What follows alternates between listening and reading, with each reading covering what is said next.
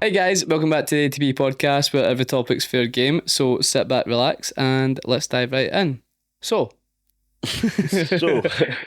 from last episode, we were talking about Am I the Arsehole? And we said we would come back and tell our own stories. Yes, we did. Am I the Arsehole? So, what's your story? Giants. My story. Well, I think mine's has got to be really hard to determine who the asshole is, because personally I think it's very funny. Biased? Well, yeah, of course. And I think a lot of people, depending on the context in which you take it, you might think that I'm the asshole, but I'm not. So anyway, Are you building that up here? Let's go. So me and my mate were driving home one time, and we were in separate cars. He was in front of me, I was behind him, and it was on a motorway where there was two lanes, and the lane we were in was the fast lane, and we were slowly overtaking all the traffic in slowly, and lorries, vans, this, that, the next thing. And it was just a big line of traffic, so we were sitting just under the speed limit. Everybody was overtaking, there was no rules broken on the road or the highway code or anything. And this guy in a wee silver car comes flying up. It must have been about 90 mile an hour minimum. And I honest to God thought he was going to ram into the back of me. And he just came flying up, starts flashing me, beating the horn and all that, waving in his window to move over, move over. And I'm like, what makes you think that you deserve me to move out of the way?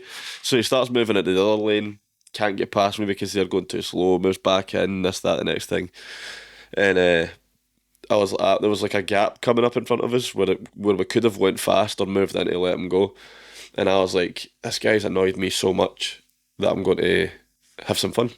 So I phoned my mate who was in the car in front of me, and I was like, do me a favour, just move over into the slow lane, and I'm going to come up next to you and I'll just match your speed the full way home. So he moves in and I move up next to him, and we're just driving at like 65, 70 mile an hour the full way home. And this guy is going lane to lane behind us, flashing, slamming the horn, he's shouting and screaming and all that. I can see him in my rear view and I'm just looking at him like I was like, this is great, this is the best thing I've ever done. And we eventually, after about maybe 8 or 9 miles, got to a slip road where he went off, and I was like, alright, cool, so he's away now. And then I saw him in my peripheral vision coming down the slip road to get back on, and I just said to Ty, and I was like, speed up, speed up. So we went really, really fast, and we got past him, and he was stuck behind us again, and he was even angrier. He was like all over the road, and he was right up behind us flashing us, and me and Ty were just laughing hysterically the entire time. And I think that he's the asshole in that situation and not me. I think, yeah, he is the asshole in that situation. Yeah. But then I think if there's no traffic, then someone sitting in the outside lane is one of my biggest pet peeves. Yeah, well, that's the same with me. But the thing is at the time I didn't do anything. We were overtaken. Yeah. And then I was like, do you know what? I could just move over and let this guy pass. I really could have. But I'm not going to. But I was so much more entertained by that entire story than I would have been if I'd just moved in and let him go past. Because if I'd just moved in and he went past, I'd just be like, what an asshole. Whereas I get to enjoy him suffering for 20 miles on the motorway until we get back. Do you know what I mean? It was hysterical. It was so funny. I honestly, that was one of the funniest things I think I've ever done on the road. But to be fair, that is one of my biggest pet peeves, is when someone sits in the outside lane when they're not overtaking someone. Yeah, I'm the same. Like I was when my wee sister our wee sister first passed our driving test. Anytime I was in her passenger seat and we were going to like the Glasgow 4 or something, she would be sitting in either the middle lane or the fast lane, and I'm like, move over. Like, why are you here? There is no need for you to be in this middle lane. Or when people sit in the middle lane, if you're not, move over. I said to her, like, she was like, why? And I was like, because you're an asshole. I said to her, like, if there's no reason for you to be there, like, right now, it's not making a difference because it's not busy.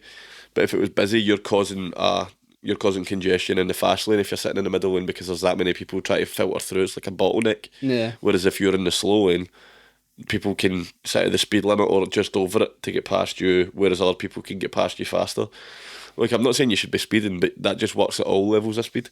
Yeah. If a lorry going 50 mile an hour and a 70 should be in the slow lane. Yeah. Then people going about 60 in the middle, and then people sit at the speed limit or faster. Also, people not realising that the national speed limit in the UK, or well, should I say in Scotland, because I don't know if it's the same for England, but the national is 70 in a dual carriageway. Yeah.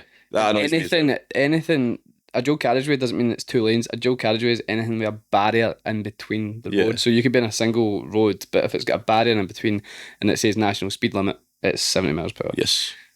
So educate yourself. Yes, read the highway code. Yeah. Which is, I don't care about the swear jar. I wanted to say that way. That sounded cool. Sounded cool.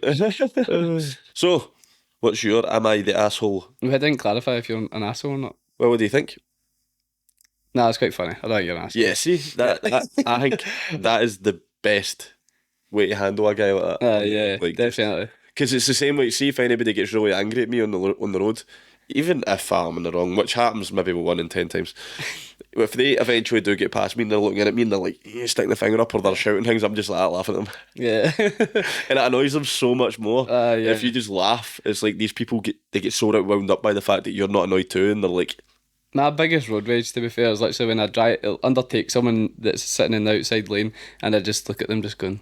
that's a pure old man way to react. Yeah. Look at somebody and go, Just disappointed. Aye. Because then they all look confused, like, what have I done wrong? You can see their face drop, going like, I love it. I love it when you undertake somebody on the road and then they move in, because it's like Oh, you've yeah, realised you've that they've realised done they're wrong, wrong, and it's like, yeah, Yeah. you're dafty.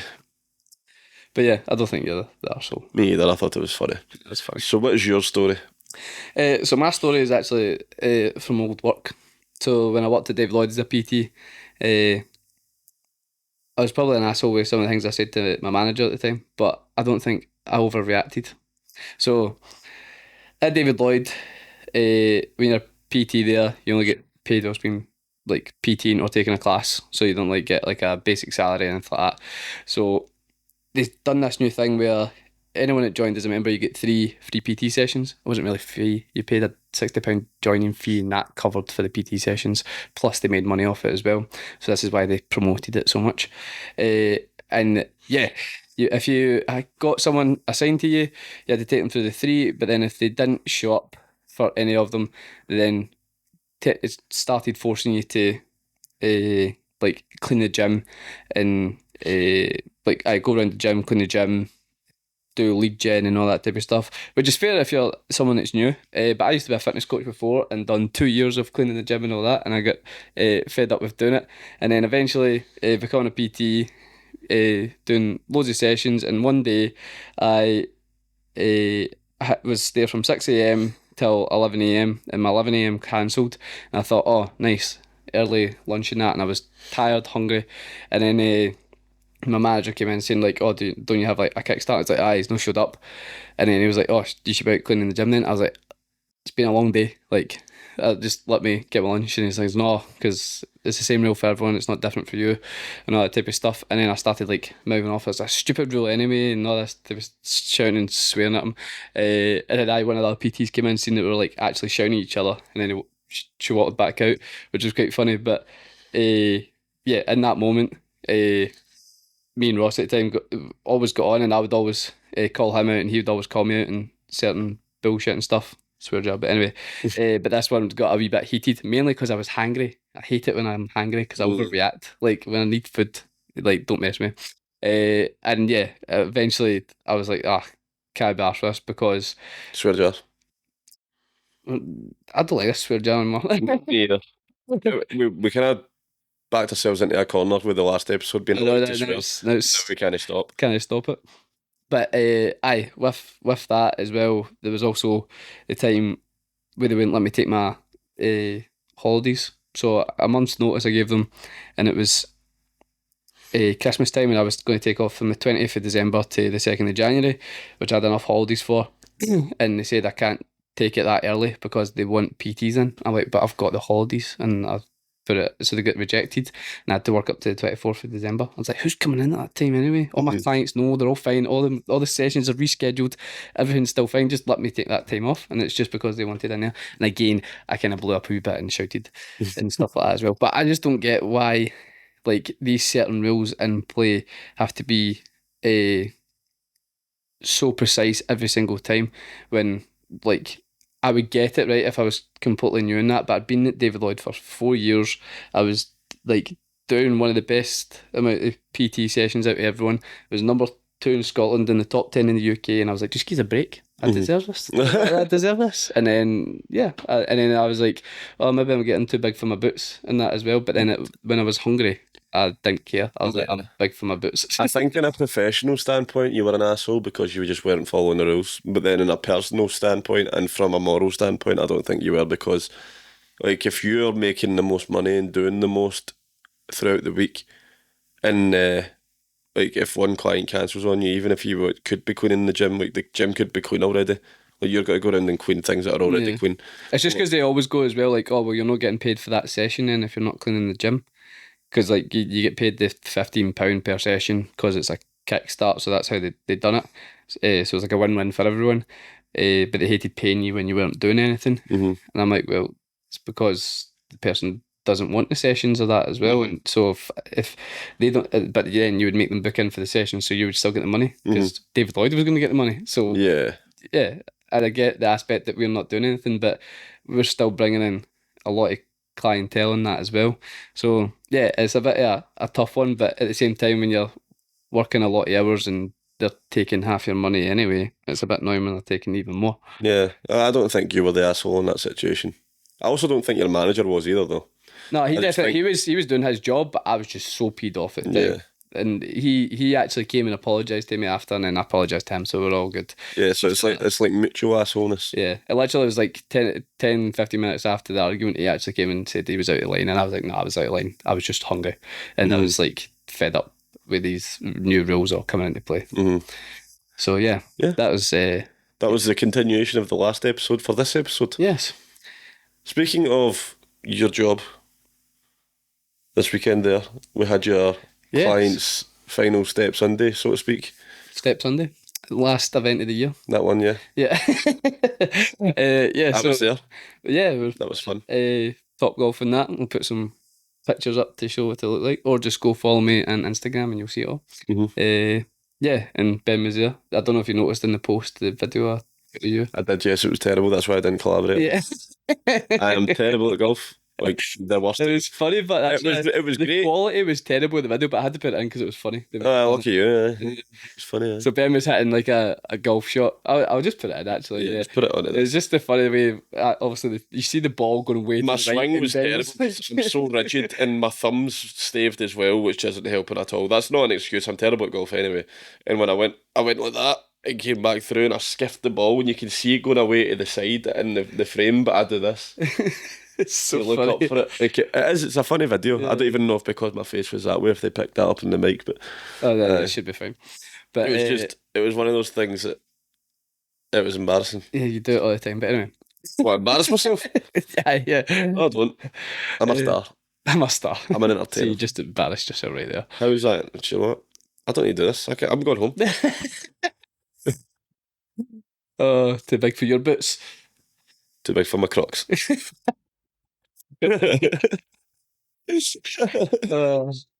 SpongeBob Crocs, by the way. Yes, embarrassing. Beautiful. Anyway, it was a good night, but wasn't it? Yeah, I really enjoyed it. It was a good laugh. The free beer really helped. Yeah, everyone got some free alcohol and free food, which was good as well. And everyone enjoyed it. To be fair, got good feedback from everyone. The only thing that I was going to actually ask you. I want actually feedback. Yeah, what would you the only thing that I would have changed, and I don't know if you have any control over this, at the edges of Topgolf, there's couch areas. They've got bigger booths with more space, and when you book a party of 18 people, surely to Christ they put you in the big. Yeah, I had no control over that. Yeah, but that just doesn't. The first time we went to Topgolf was Christmas last year. We had the couches. Yeah, we had the couches, and I was like, "This is great! This is the best thing ever." And then every time I've been since, you get the wee high chairs, and don't get me wrong, you're not sitting down for the majority of the time anyway. But it's just nice to have it there. Yeah. And the tables are all lower.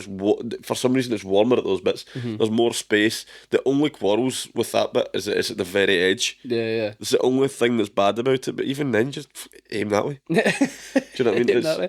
But that's the only thing that I would have changed about it. But if you don't have any control over that, that's not on you. Aye, because I didn't have that option. To be fair, and then also I think it was just because also it's a Saturday night. It's dead busy. Yeah. In that as well. But it's also the fact. This isn't anything to do with you either. This is the layout of Topgolf, and there's absolutely nothing that could have been done about it. The 3 booths, there was 2 booths here and one over here with a big pillar between them. There's So a it felt pillar between- disconnected. Yeah. But then, again, not on you. That's not nothing that you could have done about Yeah. that. I felt like it was kind of good. People were mingling and that. Yeah, definitely. Joining over. But yeah, it's quite funny with my client Marcus, who came up to you and said, "Oh my God, it's Ben from the A to B podcast." I know, yeah. One came up to me and started like marking out and acting like a fan. He was like, "Oh my God, I know everything about you and you don't even know who I am." And I was like, "That's quite creepy, man." Nah, kidding on. Like sometimes, Marcus is sound. he's a sound guy. I love I Marcus. like him. But He also bought a lot of shots, so thanks, Marcus. he's bad for that, to be fair. I will. To be fair, I didn't know he gave him a choice. I took his card and ran. Did actually. But yeah, to be fair, it was good fun. But what did you think of like the actual, obviously like prize side of it? What, like the prize given at the end? Yeah. I thought it would actually been better, but No, I thought that was good. I thought that was good. So at the end of it, the top 3 players from the sessions got first place got a wee trophy and a glove. Second place got a glove and a wee medal, and third place got a wee medal. And then last place got a wooden spoon. But that got announced last, so I'll tell a wee story about that in a minute. The first place trophy was really cool. I thought it was cool. And the way they done it was good as well. They brought us into like a wee conference room looking thing, and we carried all the big buckets of beer in and sat down, and they gave third, second and first prizes out. And then at the very end, the lassie picks up a wooden spoon. And I was like, where's this going? And then she was like, I did last place, and my heart just started going, "Dudum, dudum, dudum, dudum, dudum, dudum, dudum. Don't say me, don't say me, don't say me. And then she said somebody else, and I was like, she said Liam. thank God. Yeah. Like, honest to God, see, because of how bad I had been playing with my thumb. Like, my wee sister was beating me and everything. I was And your terrible. mum, And my mum, who did not want to be there because it was too cold. she was going up and hitting 5 shots in 10 seconds because she was wanting to get back under the heaters. But yeah, it was really fun. I really enjoyed myself. It's definitely something that I want to start doing more of. When Topgolf first opened, I went in December last year, January this year, February, and I went in April. So I went 4 times in the space of like 4 months. Yeah. And it's expensive, but it's a great night. It depends when you go as well, because it's quite funny. If you go during the week, the middle of the day, it's a lot cheaper if you go, obviously, on a weekend at night. Yeah, but who's doing that? You might have a week off. Yeah, but no. No? I wouldn't do that. Like, that's a weekend activity to me. That's like a getting drunk thing. Because I couldn't go to, well, this sounds bad. I couldn't go to Topgolf sober. Like, every time I went, I would end up drinking. Yeah, I would. It's funny because I go like to what's it called? Play Sport driving range in East Kilbride. It's the same thing, basically. It's pretty much the exact same thing, except for actual golfers, the shots and stuff.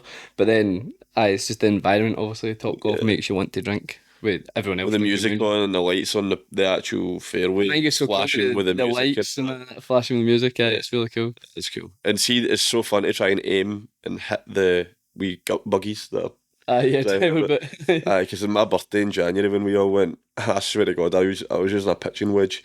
Don't know how I done it. Using a pitching wedge on the ground floor, and it just skimmed across the floor. I must have skiffed the top of it, and it just went. It looked like a rock on a lake, but it went flying, and it scudded the windshield of one of these things. And obviously, you can't get in trouble for it. You can just say it was an accident, which it was, but it was hilarious. The noise it made was incredible. And I was like, alright, I'm going to try and do that every time. I'm sure the guy loves you. Nah, well, because I can't get him. It was a pure accident. It's never happened since. He's like, haha. I can't aim at all because I'm terrible. But the full thing was good, and I obviously want to try and make it better each time we have an event. So, what are you thinking for the next one? Well, the next one is going to be in March because that is going to be a full year of Evolve. Oh, which is crazy. Well, that needs to be a big one. Yes, I need to think of something that's going to be. What about like a ball? What if you booked out like I'm saying a ball? They'll be like. I know that I'm thinking more an actual event, wine and dine. Yeah. Like, I'm thinking of doing it like a. What do you call that? It's kind of like I suppose like a grad ball where people are like suited and Yeah. booted. So like when I went to that Cajonas ball and they had like a presentation and Yeah, all the that, and presentation like actually. like they had like a client story that they would centre on somebody that they think done the best throughout the year, and it would be like, this is what they looked like then, this is what they look like now, this is the challenges they faced, this Yeah, is yeah, like an actual, not like a sob story, but like yeah. that's the kind of thing that I'd like to do it like a couple serious ones and then a couple of funny ones and yeah, that as well. aye, Like, definitely, definitely. because We'll I have think, speeches, awards. Like, that would be cool if you just yeah, like. It doesn't need to be like because we done it in the Radisson Blue. The Radisson Blue is massive, but see if you got like the Radstone Hotel. yeah. I'd obviously see where we're at that point. You know, to be honest, at this rate, I might even have a lot more clients at this point. To be Yeah, honest, because even just the past uh, like month, I've already gained so many clients. yeah. And that's like, don't get me wrong, like, you're constantly trying to get clients, but usually when you're an individual running a business, there's only so much time you can focus on certain things. So So this it's this is when online PTing becomes more and more yes, prominent. you make a lot more money You do doing online. you do make a lot more money, and that eventually for a lot of PTs is the goal. But it just depends on how personal you want to keep things with your Well, that's the clients. thing. I could only do it to a certain extent because I love the one to one. That's what I enjoy. But Hmm. that's why my goal for next year is to get a gym Hmm. because I want my own gym that is like a client based only gym. Hmm. So then clients can use it pretty much like 24/7. I say 24/7. There'll be a time frame like 5 a.m. to 11 p.m. Like they can go in, use the gym whenever they want, but you can only use it if you're a client. You Hmm. can't use it just to come and pay a day pass or that Yeah. because with that, you know, being part of that community, if you go to that gym, it's going to be quiet, or if Hmm. there is people there, you're going to know them. And as well, it means I can create so much more content with clients. It means I can do challenges at my own gym and all that as Hmm. well. So it just makes it a lot more personal that way as well. And then eventually, yeah, maybe grow into get another gym that's actually to the public and stuff. But I think that to be able to grow that would be amazing to eventually achieve that. But Hmm. yeah, I think with I lost my train of thought there. What was I even going to say? I think with like the actual events and stuff, it all works out to like actually creating like something bigger for the community. So Hmm. to say that they actually have like a place and not just like not just random gyms they all go to. It's like a home, so to Yeah, say, yeah. for the Evolve. That's the kind of thing that you want to be building. There's two avenues you can go down with personal training, and I've seen people doing both. Like you can go down the online checkups route, video package route, writing people plans, writing people this, and don't get me wrong, that can be quite successful for some people, and you Yeah. do make a lot of money if you get popular. But 9 times out of 10, that all starts when somebody already has a brand. Hmm. But to build a brand, you need to have that personal aspect. You need to Yeah. have people want to be involved, that want to be a part of your brand, Yeah. and you being the face of that and showing that you're a relatable person that you people can turn to and talk to is going to be a really big step in building that brand. Hmm. It's like a give and take. Like you could eventually branch off into the one to one online, like online entirely Yeah. side of things. It's just whether or not that's the kind of business you want to be running. And it's then again, you could still keep the personal side of things, but hire more PTs. That's the plan. Yep. So is that the plan? Hmm. Because then that way you could still have the odd session with your clients and still know them all. But then if you say you've got 30 sessions in a week or more, however many you do, but you've got 60 clients, Yeah. you can't just cut all of their sessions down to half an hour instead of an hour just to Yeah. fit them all in. You could do every second week you do them, and then your other PT that's you pays So like I've been thinking about this to be honest, trying to create an actual business plan of it, and what I would want is like the hiring PTs to actually uh, bring in their own clientele, and the PTs kind of obviously pay rent and stuff like that, and obviously their clients pay the membership. But mhm. again, it's only clients, Yeah, and it's still part of the Evolve team because and they're not technically their clients. they're not technically their clients because even I'll train the PTs to be like still part of the Evolve. It's not Yeah, their own brand or that they're working for me. It's for Evolve. Like it's just you're helping bring extra people in yeah, that you're taking care of type thing, and then also they would take care of because I would want to run classes, group PT and that as well. and yeah, get them to do that as well, and they would also get paid to do that instead of paying rent to actually PT. Yeah, definitely, man. That's 100%. That's the route that I think I would go down if I was doing it. Like the entire online thing. Don't get me wrong, it looks appealing because people get to do what they want on a daily Aye, basis. they can and go to just watch- Dubai they and all that stuff. WhatsApp their clients on a daily basis and look at progress pictures and go, "Good job, mate." But like Yeah, that's it's like, quite funny. I'm being part of this agency, the MRR agency. Used to be called Upgraded Coach, but it's now changed to MRR agency. that And sounds like a doctor thing now. The upgraded coach sounded cooler. MRR. That sounds like you're going to get a scan. don't say that to Chris; he'll be raging.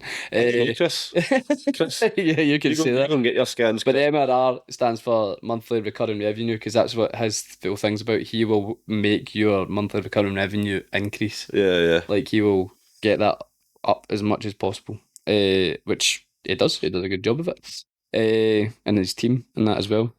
But aye, he's done crazy successful. With he started off as one-to-one PT online, owned his own gym, and now is teaching people like me how to do that. Yeah. Pretty much. So he's very successful.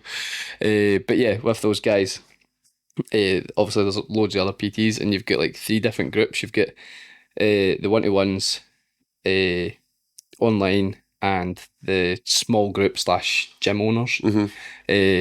So I'm in the group chat with the one-to-one PTs and the small group / gym owners because that's what I want to succeed to. So I'm in the chat with all those people that are already doing really, really well and want to build to more. So yeah, it's good to see their conversations happen and that as well. But it's funny with it online because I follow some of them on Instagram and that as well. And it is, you see them just like post so much more. You see them like I post a lot more of themselves than they do other clients, I suppose. And you see just them like post like more day in the life and all that type of stuff as well because they have the time. They're in their house, like they've got nothing to do. Whereas I'm with my client from like 7 a.m. till 11, 12 p.m. back, get lunch, edit content, or even like edit stuff for this and that as well. Back out at 3, don't finish till like 7 to half 8 sometimes, which is, I love it because it's class, but just finding the time for those extra things to work in the business can be hard. And that's why a lot of PTs move on to the online side of it so they get more time. But yeah, it's each to their own, I suppose. Yeah, it's one of those things that you just need to find what works for you and what you prefer to do. But the whole like I've lost my train of thought as well. It's late, we're tired. What was the thing you said before the upgraded coach thing? So like it's just obviously the group chats you're in. How active are they? Like how many people is there in it? It's really funny actually. Like, well, there's a lot. I think I don't know how many he's got total. Definitely close to like 100 anyway. But Is that so? Like it must be like is it a fairly personal like, interaction you get with them then? Yeah, definitely. You get your own like group chat with the team. So it used to be called the campfire now, but it's called like the. Oh, don't shout at me, but I can't remember what it's called now. It's the MRR consultancy group now. Well, they've actually messaged me and I've not replied again. But yeah. This guy, man. But literally, like with the group chats, it's all one like big group chat, and then it splits into like the 3. But the gym owner / group PT one is so much more active than what the one-to-one PTs are. So sometimes like you can see the difference in levels of PTs and that as well. Like some of them are racking in crazy numbers, like 10 to 15k a month. Wow. Yeah, crazy numbers. Oh, I would do that. Yeah. I would do that. Obviously, like they're not seeing all of that. Their business is getting it's their business, and then also that's not like every single month. Like some months will look good, and some will not look so good. You're saying not look so good. You're probably saying about 8 or 9. Yeah, exactly. Yeah, It's still mental. which is like crazy because like their crap months will be like my best months. Yeah, but it's just a process. That's Yeah, I know. I keep having to remind myself it's not even been a year yet that I've been doing. Yeah, like that's the exact same with me with wrestling. Yeah, yeah, exactly. Like, I'll come home for a training session or for a show, and I'll be like, I am pure terrible. I do not deserve to be where I am. Yeah, I'm not a good wrestler, and I'm like, Ben, you started doing this a year ago. Like, this has literally been the first year of your yeah. career, and I've already been on ICW and been in ladder matches. I'm wrestling the world champion next month. Yeah. Like, it's just sometimes you need to take that step back and look at where you've came from, and Do you know? it's hard. It's really really hard, but enjoying the process is so important. Oh, the process is the most important part. Like you forget about it sometimes. But I literally, when you saying that, me and Fabs the other night were lying in bed and she was like scrolling through TikTok and it was one of those ones that comes up and saying, oh, like 6 questions to ask your partner or something like that. And one of them was like, what, uh, what's changed with you the most this year? And then I just said like responsibility because I have so much more responsibility than I ever have Yeah, this year alone. And then I said because I've got a house now, I've got a podcast, I've got a business, like I've grown my social media, like try to actually start with building this house so that I can uh, like rent this out and stuff like that as well. I'm yeah, actually starting a property business and that as well. So like all these things, and then uh, like once I said that all to Fabs, I was sitting there like going, damn, I've actually done a lot this year. Like yeah. seeing actually go back to like where I was in December, not even January this year, I was still working for David Lloyd and I Mhm. was like still making like decent money, but nowhere near what I'm making now. And I'm sitting there going, mad. Like Yeah, it's only been 9 months and it's literally and at the start when I left David Lloyd because it was so like it happened so quickly after I handed my notice in 7 hours later I was told to leave. Like after that I was crapping myself thinking, oh no, I've just made the worst decision ever, mhm. and it actually turned out to be the best decision ever. And don't get me wrong, throughout this full year it's probably been one of the most stressful years of my life, but Mhm. also one of the best years. And I'd Yeah, probably like say to anyone, sometimes just taking that jump, that leap into it is one of the best things you could ever do. yeah. Because Like that's I always say this. Like I said for it must have been about a year before I sent an email to the asylum that I wanted to be a wrestler. I kept saying it. It started off as a joke when I was drunk. I was like, "Ah, I could pure be a wrestler. I could definitely do this. Anytime I was watching it, I was like, I could do this. I want to do that. And then I was like, one time I was so drunk, came home for a night out, and I was sitting in my room and I was steaming, my head was swirling, I was looking at the ceiling and I was like, I don't want to do this anymore. I don't want to get drunk every weekend and work all week and this, that, and I don't want to have no purpose. And I was like, the same as 99 wrestling Questions. schools in Scotland. Boom. Glasgow Pro Wrestling Asylum. Click it. I wrote a big, long winded paragraph. Whilst you were I was drunk. like, yeah. I was like, it was like 5 in the morning. I was like, I have such a passion for this. I am a great athlete. I love wrestling. I will be the best wrestler you have ever seen in your life. And I get an email back. It must have been Thomas. And I was like, uh, cool man, here's a link to the next intake. Cool, man. Honestly, it was that abrupt, and I was like, I look like an idiot. So I signed up for it, came in, and honestly, ever since then, everything has just completely changed in Yeah, my to be life. fair, yeah, you've completely changed, man. I'm not the same person. Yeah, yeah, I'm not. It's the same with you. It's, well, not so drastic a change in personality, but you're still a different person oh from yeah, when. totally, definitely, Like, definitely.